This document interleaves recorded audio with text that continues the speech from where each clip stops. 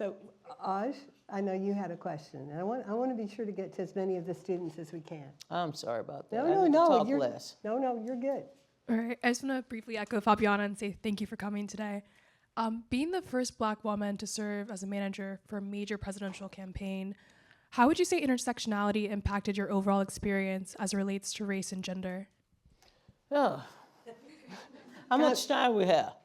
I know. I knew that was that's a pretty big question. You know, I often think back to my early career when I was a grassroots organizer.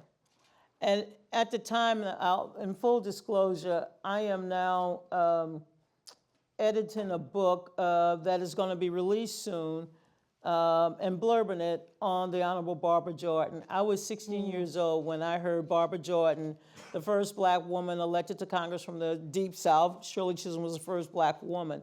And when I listened to Barbara Jordan at the age of 16, I wrote in my diary, and of course I would write to God because I was afraid if I wrote to the parish priest, the Monsignor, the bishop, Archbishop, Cardinal, that it would, or Pope, it would never get to God, and I didn't want no man to stop my message going straight up to the top.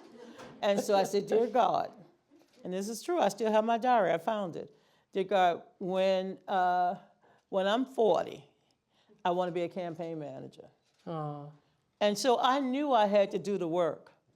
And in doing the work, I had to take on assignments that, one, they would never give to a woman, and two, they would never give it to a Black person. And you know, I had other issues, okay? I was from the South. They didn't think Southerners knew how to organize. Hell yeah. And so I had to deal with it. I had to overcome the obstacles to see the opportunities. I had to get rid of the barriers in order to build the foundation. And I would take on some of the toughest races because they say, they're never gonna win, so yeah, give it to me, because I had nothing to lose. That's why I worked on the King holiday. 15 years after Dr. King was assassinated, they said, it'll never happen. And especially when Ronald Reagan was president, I said, I'll do it. So I started at 21, and by age 23, done. And when they told me that we could never get a Black president, I said, seriously? That's why I'm on the Rules Committee. You know what I did? I got here at 5:30 to get on the Rules Committee. I'm still on the Rules Committee. I've been chair of the Rules Committee. If the rules are not fair, you'll never get a Black or a female president. If the rules are fair, meaning everyone has an equal chance to succeed or to participate, not extraordinary rules, just rules. If you are able to create the environment and conditions, you can do anything you want to do. And that's why I've been able to survive.